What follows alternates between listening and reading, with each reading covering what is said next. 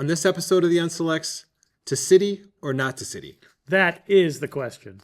I'm Brian Costello. And I'm Gregg Richards, and we are the Unselects.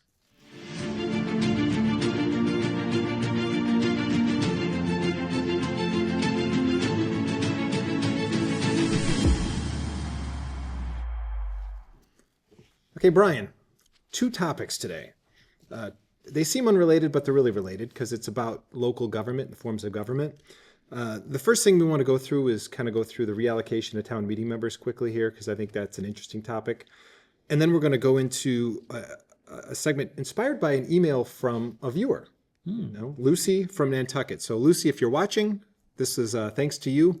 We'll be talking about the trials and tribulations of Nantucket today on this episode. But first, let's dig into town meeting and reallocation of seats. So let's listen to Mr. Samia from the 21st about certifying the number of town meeting members for the May election. So this is to review an act to certify the number of town meeting members per precinct pursuant to Article 1 of the general bylaws based on the 2024 town census. This item requires us to reallocate the number of town meeting members to precincts based on the number of residents in each precinct, and that information was previously provided by the town clerk. Okay, so we have to, every 4 years, we have to kind of look at redoing boundaries based off our annual census, but we're also going to zip right in here to hear Mr. Dobson, because he's going to explain. There's actually two methods, two ways that we do this, and we do it one every 4 years, one every 5. We have to redraw precincts on the boundaries, and then we also have to change the number of town meeting members per precinct. So let's listen to Mr. Dobson explain how that works. There are two processes identified in the town's bylaw related to the reallocation of town meeting members. There's Article 1, Section 2 of the bylaws, which require that beginning in 1960, every 4 years, a town clerk shall certify the number of residents per precinct according to the town census. And that process was last done by the Select Board in 2021, and tonight's vote is related to this process. And there's a second process required by the Representative Town Meeting Act that was adopted, so Chapter 553 Acts of 1953, Section 4, which requires that every 5 years the boundaries of precincts shall be reviewed and, if needed, revised. This is historically done after the federal census, and this was last done by the Select Board in 2022. Okay, so federal census. Now, we'll get into the numbers here about why we're talking about this, because there is one glaring issue that I see that I want to talk a little bit about, but we're going to keep going here. Now, Mr. Dobson's going to talk about how it's going to get impacted this year, because they actually show the recalculation. And there's actually some, I think, significant differences in representation by specific precincts in town. So let's take a watch. And so this next slide is a breakdown of, based on that calculation in the previous slide, the number of town meeting members that would be allocated to each precinct. So I think the most important column for board members and the members of the public to focus on is that change column. You'll see precinct 1 gains 2, precinct 2 remains level, and then going down you'll see precincts gaining and losing town meeting members.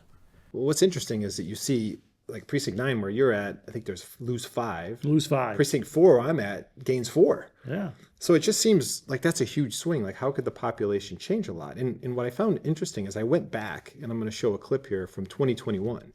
So the 2021 was the last time they did the process that we're talking about here. Actually, 2021, they actually had to redo boundaries, I believe. And then 2022, they talk about reallocation. But we're going to go back and watch, because if you look at this, a similar thing came up then. So let's just take a quick listen. Precinct 9, which census count dropped, actually loses 4 town meeting members in that precinct. So in 2021, 9 lost 4. So 2021 was the same process they use now, using the annual town census to look at reallocating town meeting members. Now I'm going to go to 2022, and they actually redraw boundaries to try to actually correct some of those things, or try to rebalance. So let's listen to what they did in 2022 and some of the comments about how this is maybe more representative and tries to even things out. Let's listen.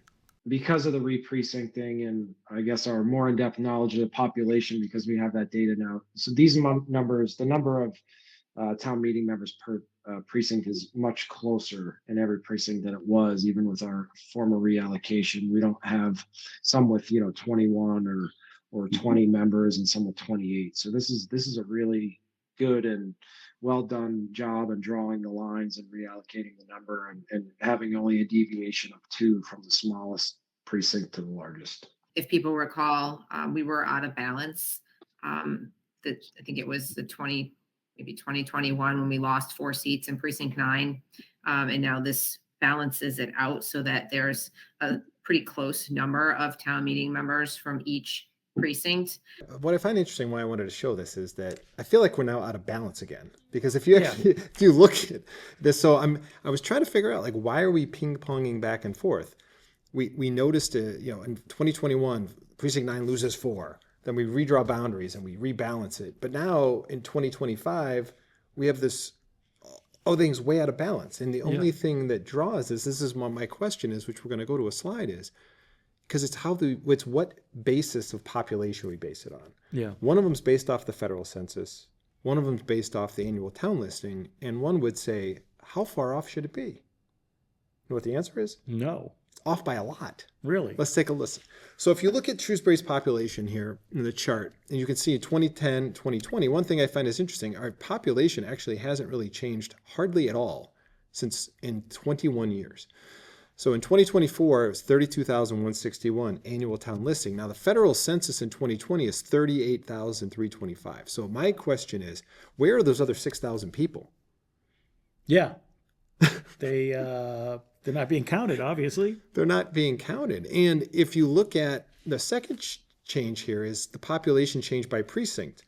2020 population is the column there in 2024. So you look at precinct 9, where you live, somehow loses 1,200 people. Precinct 3 loses 1,000. It's like from a federal census. So which is funny because precinct 9 has a lot of building going on since I've been here. Right. So I don't understand and I get it. All right. So everybody out there at home, fill out your annual town census and send it back, because this does have a dramatic effect. Now, what my question is, back to the town and to the select board, are we going to investigate or try to correct the lack of people returning their annual town census? First of all, it's a terrible way to do a census.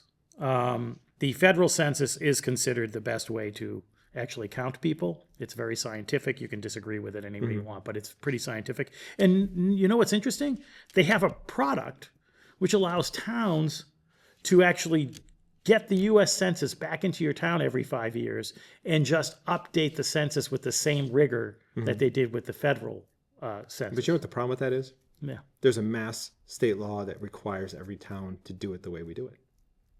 There is. So I did not know that. Because if you go to any town, they have the same problem. They have to do the annual street listing. Yeah. That is a mass general law that requires towns to do it. And the problem is the ramification is they put you, if you don't do it for 2 years, on the inactive voter roll. So to me, I guess my whole point of this is maybe we should take a look and try to come up with a plan of how do we promote better to the community why it's important for the annual, why to fill out that census form, why to return it. And maybe at least look at who are those people who are not returning it, and can we do some kind of outreach, because we shouldn't be losing 1,200 people in a precinct or 1,000, because there is real impact. Like, you do not have the same number of representatives in town meeting, advocating for issues you're concerned with that maybe I do in another location, simply because of a clerical issue. Yeah, it's a wonky way to do it, because every half decade the number changes dramatically because the federal census comes back in. Oh wait, you have a ton of people. Well, what happened to my I got disrepresented, right? I got I got disenfranchised because people don't send their So I know what's census. so I know this is gonna keep happening, right? So if Yeah. you don't do anything, Yeah. right, in 2027 or 8 or whatever the next time is, because you'll have to wait till 2030 for the next federal Right. census. Yeah. But we're gonna redraw our boundaries based off of the new data, which is gonna reset it off. And then we're gonna come back a year or two later, and then we're gonna have the federal census, and that's going to throw off our numbers altogether. So we're going to constantly ping pong back and forth unless we fix it. So an action item there of let's maybe take a look at how we're doing that. Maybe there's some more public outreach, and everybody at home watching, just send in the form, please.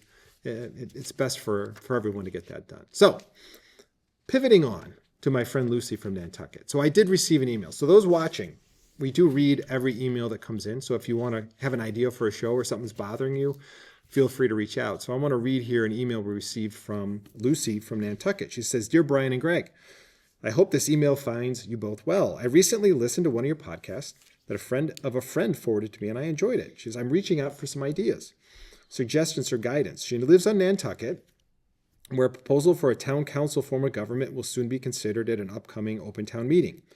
She mentioned she doesn't get involved with local town politics, and she's always appreciated open town meeting, as she thinks it offers a great opportunity to learn about important issues. But she has a concern, and her concern is that many people don't understand the implications of transitioning to a town council system, where the legislative power would shift from the people to elected members of the council, meaning residents would no longer have a direct vote on town matters. Her goal is to educate the public about the change so they can make an informed decision. That's why she's reaching out for insights. Thanks for reading, and I hope it makes sense." Well, Lucy, it does make sense. Yeah.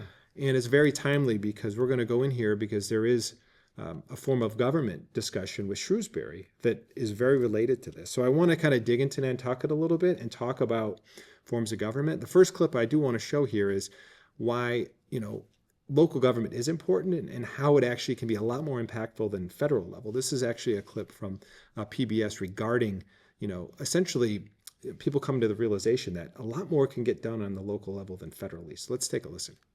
So I spend half my days talking to the national politicians who are miserable and getting nothing done and just locked in this media circus and abstract ideological warfare. And then I spend the other half of my time around the country with local organizations, with local cities and towns, and they're all happy and fulfilled because they're actually getting something done. And 66% of Americans think their own locality is doing well, and only 18% trust the federal government. And so what it occurred to me was that it's not only local power, but it's a different kind of power. It's not abstract, it's not ideological, it's much more pragmatic, it's much more personal, and it's much more tangible. And it seems to me in an age where nothing's getting done in Washington, it's a better kind of power being wielded at the local level. So it's just sort of saying, let's do that, let's move down. Yeah, so let's move down. So when you look at the local town governments, that is where impact can happen. And one of the things which we'll get into here is that on a local level, towns create charters. All those charters can somewhat be different. That charter defines how you operate as a community. And over time, those things can change. And we will talk about the forms and types. But the first clip I do want to show here is that when these things do come up, they do have to go out for townwide votes. And oftentimes they get a little contentious. So back in 2018, the town of Amherst, Massachusetts, went through and voted on migrating to a town council form of government. But let's listen to a little news clip and why the pro and con side of voters there about why they were voting a certain direction. So let's take a listen. Amherst's vote on whether to change the town charter is really starting to divide the town, but one thing both sides want from their government is transparency and accountability. Amherst voters will decide whether to change their current form of government Tuesday during their annual town election. The new town charter wants to install a 13-member town council to replace 240 town meeting members. One thing that would remain the same, the town manager position. The issue has the town divided, with some believing the current system works just fine, while others want to replace it. Would eliminate checks and balances in our government and replace it with a 13-person city council that would control all decisions in town. So that it's more accountable, better represents voters, and encourages thoughtful spending and planning in a way that we just don't have now. So Amherst did have a representative town meeting, just like us. They said 240 members, and then they moved to a town council, which we'll talk about the differences there. But I did find it interesting is that at the end, the yes person, I guess the yes for the charter, said that it was more representative and you had better planning and spending. And how does it get more representative than the individual people who are represented? I don't know. I'm because it becomes more professionally political. Okay. Yeah, in their minds, you need professionals because the people can't be trusted with their own power. I got you. Yeah. Now we're going to go back to Nantucket, and I want to show a town meeting, and we'll make some comments about it around a contentious issue down there. If you've been to Nantucket, vacation mecca, right? A lot of revenue based off of, say, travel and recreation. And there was an issue on a Warren article about short-term rentals. So let's take a listen and watch this clip here. Up for a vote, an article that would have clarified once and for all if short-term rentals, think Airbnbs or Verbos, are allowed. Back in March, a land court ruled Nantucket zoning laws, as they are written right now, do not allow for them as the main purpose of the property. Well, I feel that if this passes, it's a gun to my head because I live in a residential neighborhood and I don't want it to become filled with commercial short-term rentals. And so I hope you'll help prevent Nantucket from becoming a gated community for people who don't need to rent out their homes. On the motion, yes, 713, no, 782. The motion is not adopted. And in a related vote last night, residents did vote to ban most corporate ownership of these short-term rentals. They almost had 1,500 people at the open town That's the meeting. thing that amazes me, Johnny, frankly. I heard the vote and I'm like, what? Right. We can't get people to show up. All they do is complain that they have to stay till 10 o'clock twice a year. Yeah, there's 1,500 people there. So in an open town meeting, and if you see that's people getting to express how is this going to impact me and everything else. And if you listen to actually, there was an article I read shortly after this town meeting about the town, the select board, and other members of that town government of what their concerns or what their issues were. So I'm going to go through these and let's talk about them a little. So according to officials, they said there was 3 points. Number one, that Nantucket's town meeting warrants were too complicated to be effectively voted on in a single open town meeting. Number two, major appropriations, bylaws, and zoning were only voted on once or sometimes twice a year. And number three, the very nature of the hours-long meeting precludes residents from attending. Now, the last one I'm going to have to throw a penalty flag on because to me, twice a year, you can't schedule knowing that it's going to be a long meeting. Yeah. Like that's somehow burdensome, like you can't attend the meeting. I mean, I see that, and I think we've given some of our town meeting members kind of a little grief for that, saying, oh, you can't, it's twice a year, 2 days max. You can't, no matter how long it is, you can't plan to go around. With this, it's sort of like the argument is you're dumb and stupid and you're lazy, which is crazy, right? Well, the other thing is a lot of these are of their own doing. It's almost like you're creating an issue to invoke a change. They said the warrant is 100 articles long. It's a lot to engage in. Well, who creates the warrant? The select board. The select board. So if you don't want it to be 100 articles long, don't put 100 articles or schedule multiple meetings throughout the year. Yeah. You are fully in control of that. It's silly. And then they're complaining that people only show up for articles they're interested in. No kidding. No kidding. Right? And somehow that's a bad thing that says, well, if it's more impactful to me, of course I'm going to go to it. And they're upset that, that there's only, a few hundred people. It says, the quote I do like at the end, it says, the issues facing the town are too complicated, too big. And because you have a core group of people who like to go to a town meeting, you have issues decided by a few hundred people. Yeah. How many people do you think are on a town council? There's less. It's a dozen. Yeah, like maximum. Yeah. Right? I mean, it depends on your town. I think, what did Amherst say, 14? Yeah. Yeah, so it's like, okay, a few hundred's too few, but, 12 will be better. Yeah, 12 will be better. Yeah, so it's a little bit, kind of silly here. So I do want to go in and explain for everyone.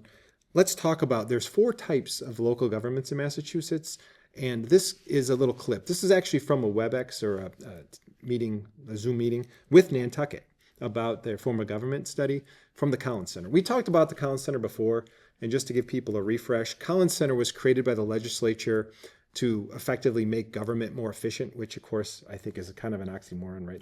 Like the government creates something to be more efficient. I mean, it just doesn't happen. But let's just kind of listen, and they're going to talk about the 4 forms of Massachusetts. The terms used for different types of municipalities vary. When we're talking about towns and cities in this context, we're really looking at the form on the ground. And so where you see these 2 boxes, the community will fall into the city bucket if it has a city or town council and has a that, if it's a manager or if it's a manager, that manager will report to the city or town council. If it's a mayor, they're co-equal branches. Versus on the town side, generally speaking, anything will fall into the town bucket where all of the residents have the ability to participate in a town meeting or a representative town meeting. Fairly straightforward there. So if you go from, let's say, the oldest and most basic to the more complex, you have open town meeting where they show their most towns. We'll actually show a pie chart of by residents and by number of towns. Yeah. Open town meeting, everybody can attend. Then you go to what Shrewsbury is, representative town meeting. A fixed number of 240 members, or some other towns might not be as many. I think there's only 32 of those in Massachusetts. Correct. And then you go into something they call a town council, which could be a town council with a manager. And then they talk about like a city where you can have a mayor council or a mayor council chairman. I think there's 5 different types, like A through F. If you're a city, I forgot. I looked this up. Yeah, like Worcester has a city council, a city manager, but they also have a mayor. Right, but is the mayor, I think the mayor is essentially the chairman of the council, kind of? Yes. Is he voted on by the people or by the council? He's voted on, I think, good question. I don't know the answer. Yeah. But I know that the city manager runs the. Right. the Very day-to-day. similar to our town manager, Yeah. Kevin Mizikar. Yeah. Right, we have a professional manager who's actually doing the day-to-day, not an elected person, so we shouldn't be swayed by politics and so forth. But let's take a look at the pie chart here. There's a video that we're going to watch about how many towns and how many people are in each type of these governments in the state. While numerically most of the communities are open town meeting, most of the state's population are in city forms of government. So you see it's more than 40%. It's almost half. So that's sort of the distribution based on the number of cities and towns versus the actual people in Massachusetts. Just a distribution there. Now, I think a lot of people are pretty familiar, at least hopefully in Shrewsbury, about the town meeting and representative town meeting. But let's go here. I'm going to go to a couple of videos, and they're a little biased. The only reason I say they're biased is they're by the International City Council Management Association, the ICMA. So if you can imagine what they prefer, because they kind of represent one of the bodies, but they're pretty good. So let's go and have them talk about first the mayor form, mayor council, and then second will be the town council. So let's take a listen. Which form of local government provides the best structure for community success? You're probably familiar with the mayor-council or strong mayor form. Here, the people elect one politician, the mayor, to lead the community, hire staff, and oversee all day-to-day operations and service delivery. Having a single politician at the top of the structure has its disadvantages. The elected council is largely unable to effect change because the mayor is solely responsible for the budget and staffing. Political agendas can contaminate what should be transparent, ethical, and efficient service delivery. And it also leaves that go-to person more susceptible to the influence of special interest groups, leaving ordinary voters with less say about what goes on in their community. They're worried about political influence with a single individual. Yeah. Right, which, understandable. You see it throughout the United States constantly, right? Eric Adams or Mayor Wu in Boston, right? Too much power. Yep. So I guess what's the other alternative? They talk about, this whole method, like you even mentioned with Worcester. Okay, so let's say you have this counselor / professional manager. What does that look like? So let's take a listen there. The council manager form of government was created to combat corruption and provide for the professional management of local governments. In the council manager form, the people elect a council, including a mayor, and they collectively create a vision for the community and set policy. The council then hires a non-political professional manager based on experience and credentials who implements the council's policy and delivers services equitably. The manager remains accountable to the council because if at any time the council decides that person is ineffective, they can vote to replace the manager. Having the entire elected council setting policy makes it difficult for special interest groups to influence policy. But the council manager form of government isn't just about curtailing corruption. It's about managing services in ways that get better results. So visit icma.org today to learn more about how your community can adopt or retain the council manager form of government. It's got to be the best because we represent council managers. And we also say the non-political manager is Ed Augustus is the head of the EOHLC, which is a highly political role. Right. I know saying that that's a non-political role is not really true. And the fact that, that because there would be 6 or 10 council members that somehow there's not enough money to influence those elections. And that's where I go back to Nantucket. I want to tie it back to Lucy in the conversation I had with her. And if I want to tie it back to why did I talk about this short-term vacation rental? Because the thought process is they voted down, right, commercial ownership. So developers or landowners or people who could acquire buildings and land and then rent them out. probably want access to Nantucket. Fair? Absolutely. So this is my belief, a little cynical, right? That what's actually going on is they have to get rid of the people, because an open town meeting and having too many people vote, they're not getting the answer they want. So effectively, the vast majority are getting in their way. Yeah. So if we can eliminate that, we'll now install a town council, which would be a lot fewer people. We can then have political donations by said developers or commercial interests. Dark money. We can influence those elections. We can get friendly counselors there. And then guess what? All of a sudden, what's allowed in Nantucket? Airbnb, commercial, ownership of those. All those zoning changes can be made. We don't have to worry about going through these 100 article, This warrant. is absolutely a political end around, right? And Lucy should be concerned. Think about Nantucket. Not a very big place. No. Right? That should be open meeting. Well, the other interesting thing in a conversation with her is they wanted to have a representative on what they call non-voter taxpayer, which is effectively like Barack Obama.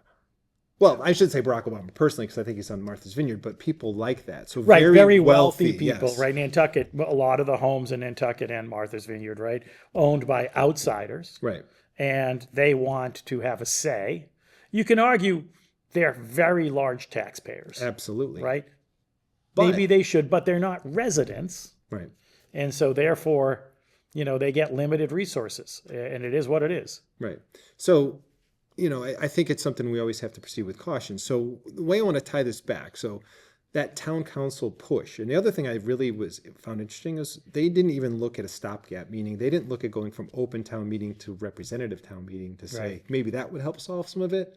They just jump right over it, which I think we've talked about why I believe that's the case, to get that council in for somebody who can make quicker change and essentially help those special interests. So here in Shrewsbury, right, we're going down a similar path as far as a review. And I just want to go back and look at how we got to where we are and what this form of government piece could be. And we're going to talk about that quick. So let's go back to Finance Committee meeting back in before town meeting in the fall when I did the citizens petition. Kevin Mizikar talks about how we got where we are today. Finance Committee was the driving force behind local government reform in the 1950s. This committee was, from my research, was concerned with two key areas of the government. That was participation in open town meeting was declining. They're very concerned that the attendance levels did not appropriately reflect the growing community. And the second being the complexity of operations, then $1 million annual budget, was growing in complexity that was beyond the ability of a siloed elected offices with no central management to coordinate the work. Okay, so we had a challenge with participation in town meeting. Yeah. And then, the town was becoming more complex. So what did they end up doing in 1953? Let's go back to Kevin Mizikar and we'll talk about our special acts. Why is that important? We just talked about the special act and the referendum process as part of these. So let's talk about and hear about how those two acts and why they were created. There's two pieces of special legislation that collectively make up our governance structure of the community. There was an act to establish limited town meetings, which we all know is representative town meeting with 240 elected officials that we still have today. That's Chapter 553 of the Acts of 1953. And then at the same time, there was an act establishing the selectman town manager form of government. That's Chapter 559 of the Acts of 1953. So there's two acts, created the select board, also created the representative town meeting. Yeah. So that kind of leads us back to fall town meeting, and as part of when I was up presenting on the citizens petition, a town meeting member had brought up this concern that, hey, I'm not sure we've actually looked at our structure, because by changing, let's say, from an appointed to an elected board, we'd be changing our government structure. So let's listen to the comment here from the town meeting member on looking at Shrewsbury's government structure. But it brings back around a project that I've been talking about for the past 10 to 15 years, that Shrewsbury needs to have a charter review. Most communities have gone through what they call charter review every 5 to 10 years, basically to take a deep dive into their town organization, their town government, to see if that is the best for their community. We've never had one since 1952. Yes, we haven't looked at it. We mentioned it. Why is the voting hours, 2 to 8 for a referendum? There's a bunch of things in there that are a little bit antiquated. Now, that charter review, we're going to actually listen to John Samia talk a little bit about it. And we'll come talk about why I'm, a little bit concerned and how this ties back into Nantucket, about where are we really going and what's the intent of this. But let's listen to John Samia. This was just a select board meeting on the 11th because we talked a little bit about it after I talked there as well. Let's listen. Looking at the government study, we heard town meeting, we heard the conversations with that, we heard your citizens petition on the planning board, and we are a different town with 38 to 40,000 residents, and I think it's worth looking at that. We hadn't looked at that before, and that's in direct response, and we heard residents there. I mentioned we're a much different town. Yeah. And there's a lot has changed, population's changed a lot. So in another select board meeting, they actually talked about this form of government study. Now, Kevin Mizikar, we're going to talk about this committee that they're proposing be pulled together in Shrewsbury to take a look at some things, and let's listen to his proposal on how that committee should be made up. So a 15-member committee, a bigger than, I guess the key point here is a larger than normal committee. So something greater than 5 or 7 or 9 that we may traditionally see to ensure balance and representation. Yeah, so they want to see balance and representation. There was on there, they talked about town meeting members. They talked about, some of the select board members, maybe, other people of the community. Now, as part of that, we are going to be looking at, as a community, does representative town meeting still work, or should we move to a council format? Right. So if I just asked you that, like in an open, let's say an open question, your initial belief. Now, we have to dig into this a lot further. I didn't get into all the nuances of councils and everything like that, but I just wanted to introduce the public to it. What is your initial thought about that, changing from a representative 240 people to more of an elected, more of a city structure? I understand the push, right? Because as we mentioned, and we actually met with Mr. Samia and Mrs. Cassavant, and we had a conversation, and one of the problems is people not engaging, right? John Samia's point was people don't seem to engage, right? And so if you don't have a town meeting that's highly engaged and really digging into the issues, maybe a city council or a town council, whatever, is a better avenue because you have people that care more, supposedly, because they're actually investing their time and their money to be elected, right? I see that point of view. I also see the point of view that moving away from the people is a scary and challenging thing. You don't see, when you move the issues from individuals further away, I think you get less communication necessarily with the electorate. Maybe. I think it's worth looking at. I'm concerned. I think our biggest issue is I don't believe we have engaged residents. Yeah. And we've seen that consistently, right? Not enough engaged. We have some really engaged residents. Yes. We don't have enough engaged residents. I don't know what the answer is. Yeah, I think my viewpoint on it, there's actually, I think, two pieces of it. I think this is one of those things, in theory, on paper, if you get the right people, I'm sure it would be great. But in practice, all these other influences come in. We talked about when you start getting more money, more campaigns, that those people's interests are swayed. The other piece of it is just more of a core belief of what do you feel government should be. I always say that there's two paths of government. The services government provides, meaning, let's say, public safety, roads, schools, those should be run very efficiently. But the government itself, or changing fundamentals about a community or the government, I believe should be inefficient on purpose. Absolutely. Because you don't want things to just be changed at a whim. And that's what some of these people talk about. It's like, oh, well, we only can change zoning once or twice a year. Or that, having a legislative and executive body, which is what this is doing, it's consolidating that to a council. They can make decisions. They meet more frequently. We can pass things. We can get budgets done. And I think some of these things need to be vetted out. Because as we've seen, there's often not full transparency and all the cards on the table, and you have to dig and dig before you get, the rest of the story to understand why decisions are made.